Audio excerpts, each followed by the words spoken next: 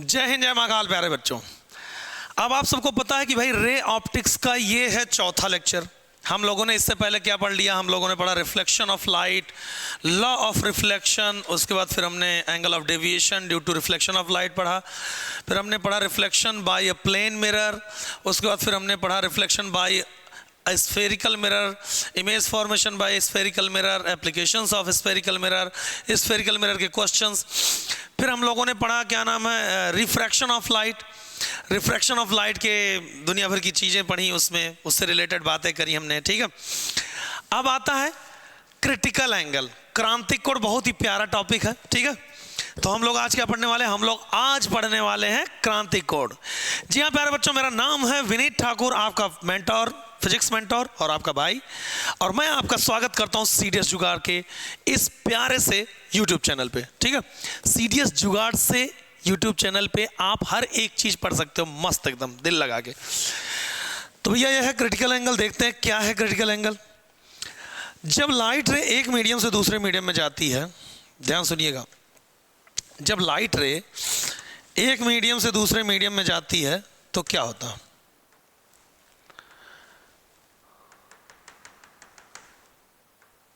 अपने पाथ से भटक जाती है। लेकिन अगर डेंस मीडियम से, ध्यान सुनिएगा मैं क्या क्या बोल रहा हूं, डेंस मीडियम से रेयर मीडियम में अगर जा रही लाइट रे तो वो अवे फ्रॉम द नॉर्मल होती है, ये बात सबको पता है। When the light ray pass through dense medium, from dense medium to rare medium, तो ऐसा होता है कि अवे फ्रॉम द नॉर्मल उड़ती है, ठीक। अब आप सबको पता है कि भाई sine I upon sine are की जो वैल्यू होती है वो क्या होती है?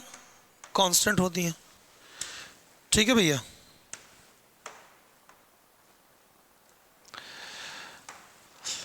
अब अगर आप क्रिटिकल एंगल आपको जानना है, अभी मैं कुछ बोल नहीं रहा हूं क्रिटिकल एंगल क्या है, बस खाली समझते जाना।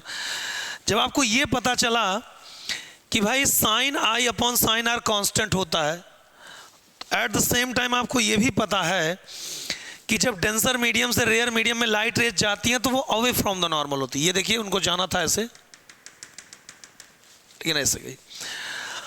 अगर आप इन्हीं दोनों मीडियम्स के लिए एंगल ऑफ इंसिडेंस की वैल्यू बढ़ाओ तो क्योंकि sine I upon sine r का जो रेशियो है वो एक कांस्टेंट है, तो अगर ऊपर वाला पोर्शन बढ़ाओगे, मतलब आई अगर बढ़ा रहे हो तो साइन आई बढ़ेगा, तो क्योंकि दोनों का रेशियो कांस्टेंट होना चाहिए तो आई अगर ऊपर बढ़ा है तो नीचे आर भी क्या होगा? बढ़ जाएगा, और ये बढ़कर कितना हो गया? Angle of refraction. आपका दिल नहीं माना, आपने थोड़ा और बढ़ाया, और एक समय ऐसा आया कि उस एंगल के लिए एंगल ऑफ रिफ्रैक्शन कितना हो गया? 90 डिग्री हो गया।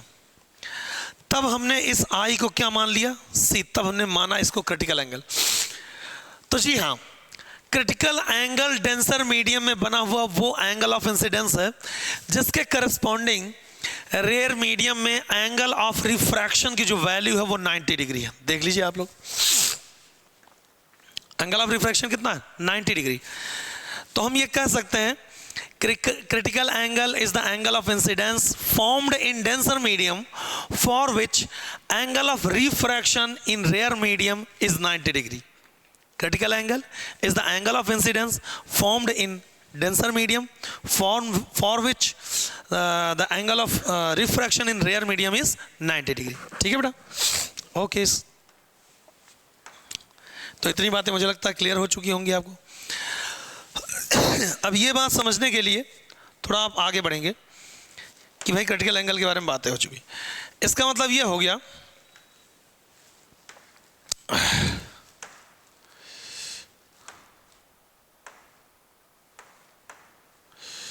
कि भाई जब लाइट रे जा रहा था, लेकिन जिस समय क्रिटिकल एंगल बना, मतलब आई की वैल्यू जब सी के बराबर हो गया, उस समय आर की वैल्यू किसके बराबर हो गया? 90 डिग्री के बराबर। अगर मान लो ये N1 है और ये N2 है, आपको पता है ये डेंस मीडियम है और ये रेयर मीडियम है प्यारे बच्चों, तो जाहिर सी बात है कि N1 की वैल्यू ज़्यादा होगी किससे? N2 से। ये बात सबको पता है। रेयर मीडियम का डेंसिटी कम होता है तो उसका रिफ्रैक्टिव इंडेक्स कम। अब N1 साइन आई बराबर N2 साइन आर है।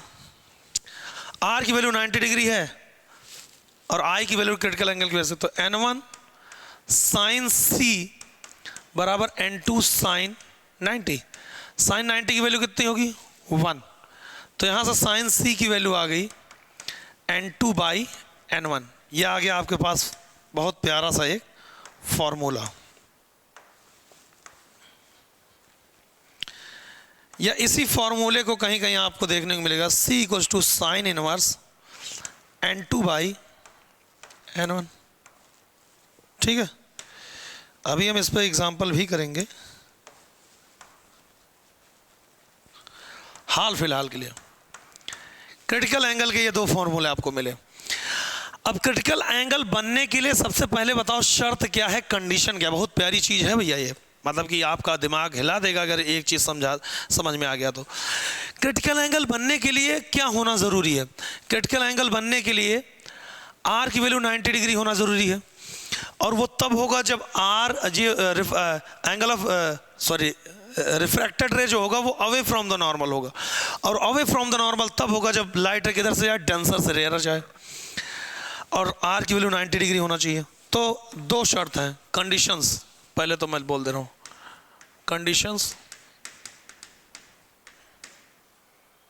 कंडीशंस फॉर क्रिटिकल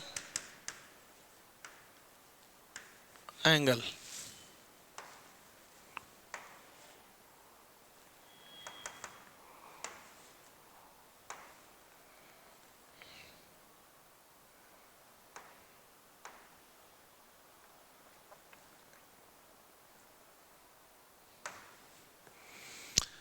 ठीक है, तो क्या कंडीशन है उसके लिए? कंडीशन ये है, पहला, light rays must pass from dense to rare, ये चीज याद रखना। और दूसरा कंडीशन क्या है, आर की value, angle of refraction must भी कितने डिग्री, 90 डिग्री। और इन दोनों जब कंडीशंस को फुलफिल करोगे तब आप एंगल ऑफ इंसिडेंस को क्या कर दोगे, क्रिटिकल एंगल। समझ गए बात को? तो दो कंडीशन है भैया, बाकी आपके पास फॉर्मूला आ ही गया है।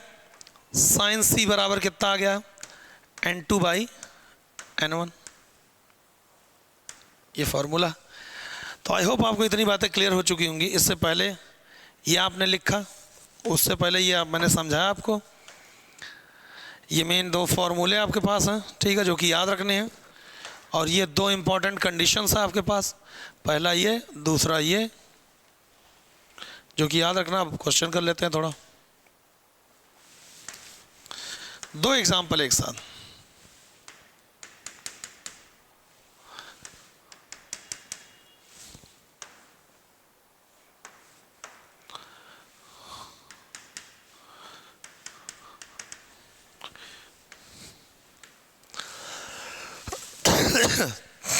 ये मीडियम 1 है, मीडियम 2 है, ये डेंस है। जाहिर सी बात है डेंस है, क्रिटिकल एंगल की वैल्यू बताना। एक लाइट है, लाइट रे है, वो गई है, आर की वैल्यू 90 डिग्री है, सी की वैल्यू आपको बताना है। यहाँ का 2 है,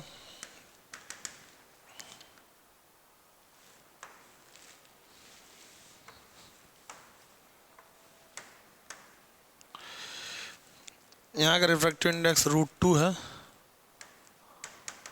1 है, यहाँ पे भी सी की वैल्यू। वीडियो को पॉज करिए और क्वेश्चन का आंसर दीजिए, बहुत प्यारा क्वेश्चन है। अब फॉर्मूला कौन सा लगाना आपको, ये वाला फॉर्मूला लगाओगे, ये साइन सी बराबर N2 बाई N1। बताओ दोनों में आंसर क्या आएगा? बहुत आसान क्वेश्चन है यार। अब देखो मैं ही लगा दूं, देखिए साइन सी बराबर N2 की वैल्यू कितना है 1, N1 की वैल्यू कितना है 2। सी की वैल्यू डायरेक्ट कितना आ गया 30 डिग्री। ठीक है, यहाँ पे साइन सी बराबर n2/n1, n2 की वैल्यू कितना है 1, n1 की वैल्यू कितना है √2, तो सी बराबर कितना हो गया 45 डिग्री। तो आसान क्वेश्चन था, है ना। चलिए आगे बढ़ाते हैं मामले को। तो ये था क्रिटिकल एंगल के बारे में बात। अब आता है applications of refraction of light, जो कि हमने नहीं पढ़ाया था, तो ये यहीं पे बता दे रहा हूं। Applications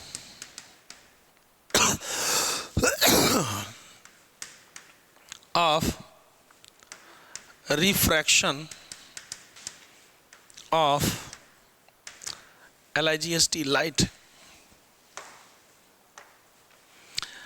applications of refraction of light।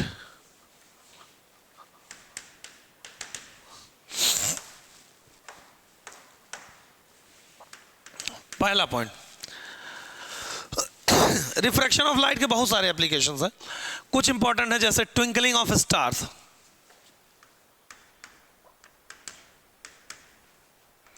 Twinkle twinkle little star, twinkling of stars, stars.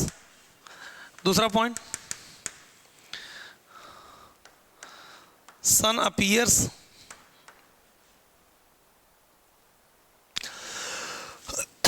Before sunrise and after sunset.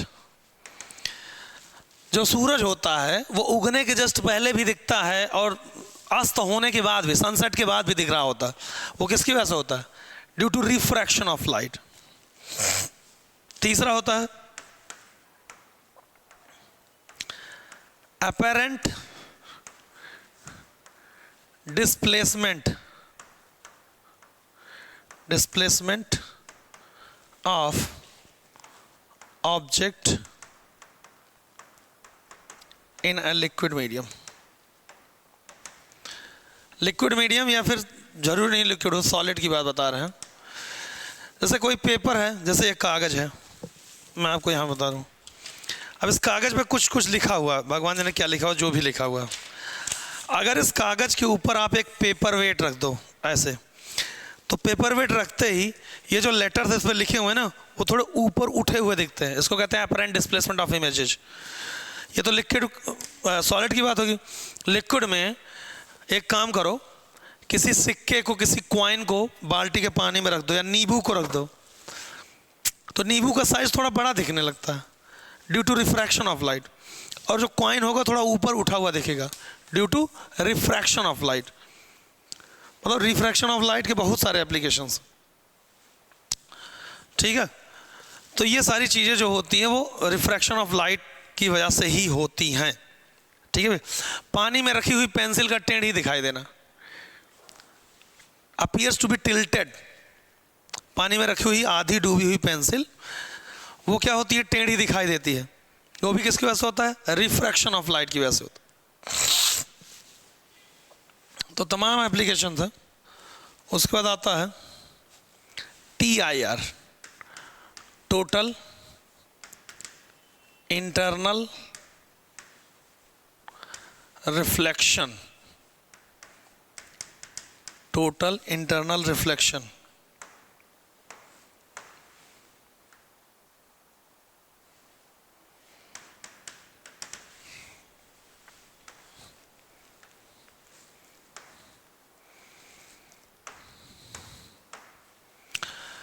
अब टोटल इंटरनल रिफ्लेक्शन क्या होता है? आप सबको पता है, जब लाइट रे डेंस मीडियम से कहाँ जाती है? रेयर मीडियम में। ध्यान सुनिएगा, बहुत टफ टॉपिक नहीं है। जब लाइट रे डेंस मीडियम से कहाँ जाती है भैया? रेयर मीडियम में। तो होता क्या है, ये अवे फ्रॉम द नॉर्मल जाती है। इसके बोलते हैं R, इसको बोलते हैं I। और जैसे जैसे हम I को बढ़ाते हैं, यानी जब I की वैल्यू बढ़ते बढ़ते क्रिटिकल एंगल के बराबर पहुंच चुकी हो, तब R की वैल्यू किसके बराबर होता है? 90 डिग्री के। इसमें इतना दिमाग लगाने की जरूरत नहीं। अब मैं आपको बताऊं, जब आप I की वैल्यू C से भी ज़्यादा कर दो, आई ग्रेटर देन सी कर दो, तब उस समय आर की वैल्यू क्या हो जाता है, greater than 90। Angle of incidence को डेंसर मीडियम में हम बढ़ाते बढ़ाते चले गए, बढ़ाते बढ़ाते बढ़ाते बढ़ाते एक टाइम ऐसा आया था जब angle of incidence critical angle कहलाया था डेंसर मीडियम में, लेकिन तब उस टाइम पे आर की वैल्यू 90 डिग्री थी। ये क्रिटिकल एंगल जब बना था, और ऐसा क्यों हुआ था, क्योंकि sine I upon sine are की वैल्यू कांस्टेंट होती है। ऊपर वाला बढ़ा होगा तो जाहिर सी बात है नीचे वाला बढ़ेगा भैया, इसमें क्या दिमाग लगाना। लेकिन एट द सेम टाइम हमने क्या किया, हमने दोबारा जो है आई की वैल्यू को और बढ़ाया। अब जब हमने और ज़्यादा बढ़ाया तो हुआ क्या भैया, हुआ ये कि जब आई की वैल्यू क्रिटिकल एंगल से भी ज़्यादा हो गया, तब जब आई की वैल्यू क्रिटिकल एंगल के बराबर था तो आर की वैल्यू 90 डिग्री के बराबर था, और जब आई की वैल्यू क्रिटिकल से ज़्यादा किया तो आर की वैल्यू 90 से ज़्यादा हो गया। अब बड़े ही दिमाग से सोचो कि जब आर की वैल्यू 90 से ज़्यादा हुआ तो ये वाली लाइट रे पहले ही मीडियम में वापस आ गई, तो क्या यहाँ पे रिफ्रैक्शन हुआ। रिफ्रैक्शन होने के लिए इंपॉर्टेंट बात क्या थी कि लाइट रेस को एक मीडियम से दूसरे मीडियम में जाना है, वो अपने रास्ते से मुड़ जाएगी और रिफ्रैक्शन हो गया। बट यहाँ तो कुछ और चल रहा है। यहाँ पे ये जो लाइट गई, ये दोनों माध्यम को, दोनों मीडियम को सेपरेट करने वाली लाइन से रिफ्लेक्ट होकर वापस आ गई। Light rays are not entering in the second medium, दूसरे मीडियम में प्रवेश ही नहीं कर रही है ये, इसका मतलब है रिफ्रैक्शन तो नहीं हुआ। तो this phenomena is known as TIR, total internal reflection. For those light rays which angle of incidence is greater than critical angle do not enter into second medium, but they are reflected by the line separating both media, and this phenomenon is known as reflection, total internal reflection। मतलब ऐसी light rays जिनका angle of incidence critical angle से भी ज़्यादा होता है, वो दूसरे मीडियम में एंटर नहीं करती हैं, बट कि दोनों मीडियम को सेपरेट करने वाली लाइन से रिफ्लेक्ट होकर पहले ही मीडियम में वापस चली आती हैं, और इसी फिनोमेना को क्या बोलते हैं, this phenomena is called total internal reflection of light. समझ गए। तो total internal reflection of light के दो कंडीशंस। कंडीशंस क्या है बेटा, कंडीशंस हैं दो। कितने कंडीशन है बेटा, दो कंडीशन है। कौन कौन से हैं, मैं आपको बता दे रहा हूं। दो कंडीशन है, कौन कौन से हैं। पहला कंडीशन, सबसे पहला, लाइट रेस को जाना है कहां से कहां, dense to rare. Light rays must pass through dense to rare. अगर डेंस टू रेयर नहीं जाएगी, अब अगर डेंस टू रेयर नहीं जाएगी तो क्या होगा, TIR होगा ही नहीं। और दूसरा पॉइंट, आई की वैल्यू, एंगल ऑफ इंसिडेंस की वैल्यू क्रिटिकल एंगल से ज्यादा होना चाहिए, या फिर हम इसी बात को लिख सकते हैं कि आर की value must be greater than 90 degree. तो दो पॉइंट्स हैं, पहला आई की वैल्यू सी से ज्यादा होना चाहिए, दूसरा डेंस टू रेयर जाना चाहिए light rays. This is called the conditions for TIR। ठीक है, तो मुझे लगता है इतनी बातें क्लियर हो चुकी हैं।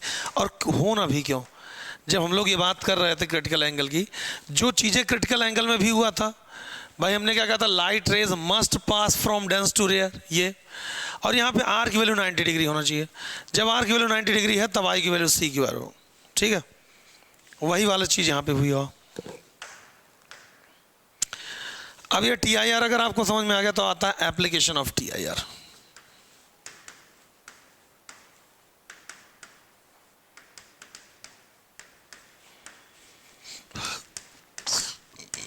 ये बहुत इंपॉर्टेंट है।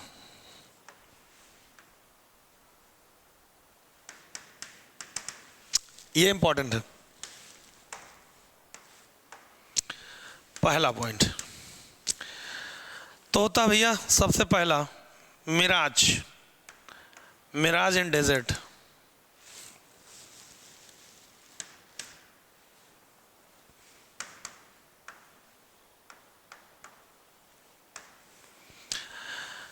रेगिस्तान में मिराज कैसे दिखता है, हमको बहुत दूर रखे हुए पेड़ उल्टे लटके दिखाई देते हैं। और TIR होता क्यों, क्योंकि डेजर्ट में हवा की बहुत सारी लेयर्स बनी होती हैं, ठीक है। तो बहुत सारी लेयर्स बनने की वजह से नीचे वाली जो लेयर होती है वो डेंस होती हैं, क्योंकि भारी हवा नीचे आएगा जिसमें मॉइस्चर ज़्यादा होगा, और जो ऊपर वाली हवा होगी वो ऊपर होगी, ठीक है। तो डेंस से लेयर जाते टाइम पे TIR होता। Mirage and desert. दूसरा point, mirage in north and south pole, मतलब कोल्ड प्लेसेस की बात कर रहे हैं, वहाँ पे भी सेम स्थिति होती है, और वहाँ पे जो शिप होता है, शिप वो उल्टा दिखाई देता है। तीसरा, लूमिंग इन डेजर्ट, ये क्या होता है? डेजर्ट में लूमिंग इन डेजर्ट का मतलब क्या है? हमको बहुत दूर पानी का भ्रम होता है, इसको मृग तृष्णा बोलते हैं हिंदी में, इसको बोलते हैं मृग मरीचिका, इसको बोलते हैं मृग तृष्णा। बहुत दूर हमको पानी भरा हुआ दिखाई देगा, और जैसे आप उसके पास जाओगे, एक कदम भी आप बढ़ाओगे तो वो तालाब एक कदम आगे बढ़ जाएगा, बट एग्जैक्टली वहाँ पे कुछ नहीं। इसको दृष्टि भ्रम बोलते हैं। सोचो TIR की वजह से पुराने ज़माने में जो राजा महाराजा युद्ध वगैरह के लिए निकलते थे और रेगिस्तान में, इस दृष्टि भ्रम में शुरू में लोग बहुत पड़ जाते थे, और एक कहावत कही जाती थी कि रेगिस्तान का शैतान निकल गया पूरी की पूरी फौज को, जबकि ऐसा नहीं होता था। वो अपने जानवरों को लेकर के, अपने लोगों को लेकर के पानी की तलाश में देखते थे, वो है पानी, बट वो लोग आपस में बात करते थे कि पानी नज़दीक दिख रहा है लेकिन है कई किलोमीटर दूर, तो पैदल चलना पड़ेगा। और ऐसे चलते चलते चलते चलते किसी ना ख़त्म होने वाले भयानक रेगिस्तान में फंस गए, तो भूख और प्यास से तड़प करके सूख करके मर जाते थे लोग। समझ गए? इसको कहते थे लोग कि रेगिस्तान का शैतान निकल गया, क्योंकि उनको साइंस नहीं पता था, TIR टोटल इंटरनल रिफ्लेक्शन के बारे में नहीं पता था। तो लूमिंग इन डेजर्ट। चौथा आता है शाइनिंग ऑफ डायमंड।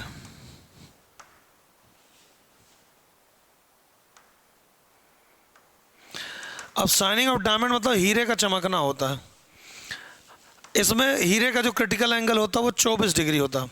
हीरे को ऐसे शेप में काटा जाता है कि एक बार लाइट उसके अंदर एंटर करती है तो बार बार उस अंदर ही TIR होता है, और खूब ज़्यादा TIR होने की वजह से वो चमकदार दिखाई देता है, ठीक है। उसी के साथ साथ हम ऐसे ही कह सकते हैं, पांचवा point, shining of cracks in glasses. अगर कोई शीशा टूटा हुआ है, उसमें चिटक गया शीशा, तो उसके अंदर हवा भर जाती है, और जब लाइट रे उस हवा में एंटर करती है तो कैसे एंटर करती है? शीशे से जाती है हवा में, डेंस टू रेयर।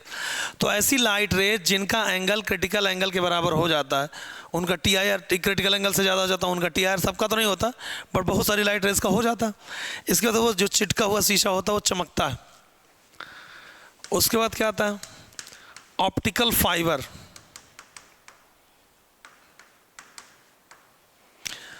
जिससे इंटरनेट चलता है, हम इसको टेली कम्युनिकेशन भी कह सकते हैं।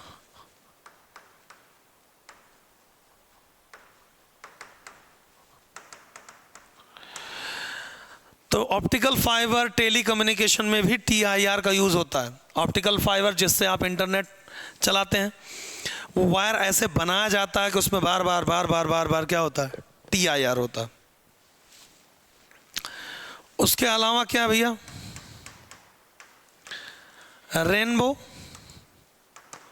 रेनबो में भी TIR होता है। रेनबो यानी इंद्रधनुष जिसको हम बोलते हैं, उसमें भी क्या होता भैया? TIR होता। अब अगर हम आपको रेनबो में भी क्या होता है? TIR होता है। उसके साथ साथ मैं आपको एक चीज और बताऊं, अगर हम डेकोरेशन की बात करें ना, तो डेकोरेशंस इन शैंडलियर जानते हो ना तुम लोग, झूमर, उसमें होता है डेकोरेशंस। और इन स्विमिंग पूल्स,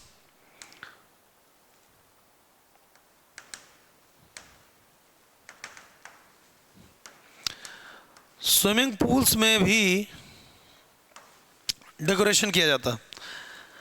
लाइट रे अंदर जला दिया जाता है अंदर, और वो लाइट रे बाहर आ पाती हैं जिनका TIR होता है। तो बाहर आने वाली लाइट रे बाहर उसके तालाब के सरफेस पे ऐसे गोल सरफेस पे दिखती हैं। क्यों? क्योंकि बाकी जिनका TIR होता है वो अंदर ही चली जाती हैं ऐसे करके। तो ये वाला जो बाहर आ रहा होता है वो रिफ्रैक्शन वाली लाइट रे आ रही है और बहुत प्यारी दिखती है। अलग अलग कलर के 10 बल्ब जला दो, मज़ा आ जाएगा। समझ गए ना बात को?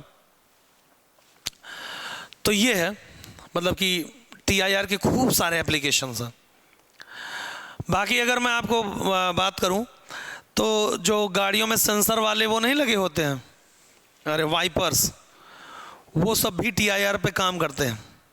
मतलब उसमें भी अब कुल मिला जुला कर TIR पे काम जो कर रहे होते हैं उसमें मैं सीधे बता दे रहा हूँ वो ऑप्टिकल फाइबर पे ही बेस्ड होता है, मतलब इसी के काम करने के तरीके पे बेस्ड होता। बाकी मैं आपसे बताऊँ, आपने देखा होगा एक इतना बड़ा सा डब्बा जैसा आता है, उसमें अगरबत्ती जैसा निकला होता है टेढ़े मेढ़े, और वो अलग अलग कलर में जलते हैं। किसी में बटरफ्लाई बना होता है, किसी में हार्ट बना होता है, किसी में गिटार बना होता है। तो वो भी ऑप्टिकल फाइबर के ही कॉन्सेप्ट पे काम कर रहा होता है। ठीक है, तो आपने आज क्या पढ़ा? आपने आज पढ़ा कि भैया क्रिटिकल एंगल क्या होता है, उसके बाद आपने पढ़ा applications of refraction of light, फिर आपने पढ़ा एप्लीकेशंस ऑफ TIR। ठीक है, अब जाते जाते मैं आपको एक क्वेश्चन दूंगा और क्वेश्चन बहुत बढ़िया है।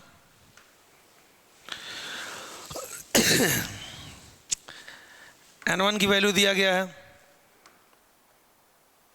हाँ 5, N2 की वैल्यू दिया गया है 3। आपको क्रिटिकल एंगल C की वैल्यू बताना। नहीं, पहले वाला मैं कर दे रहा हूँ, दूसरा आपको करना है। पहले वाला आप खुद करोगे, देखते कितने लोग कर पाएंगे। पॉज करो वीडियो को, आंसर लाओ।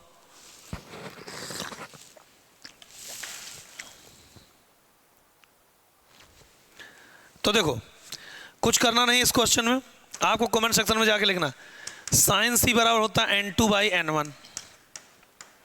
N2 की वैल्यू है 3, N1 की वैल्यू है 5, तो C की वैल्यू कितना हो गया? 37 डिग्री। ठीक है, साइन 37 की वैल्यू 3/5 होते हैं, आपको पहले बता चुका हूँ। आगे बढ़ाए मामले को, 1 2 3। ये क्वेश्चन है, आपको लगाना है और कमेंट सेक्शन में मुझे इंतजार रहेगा आपके आंसर का।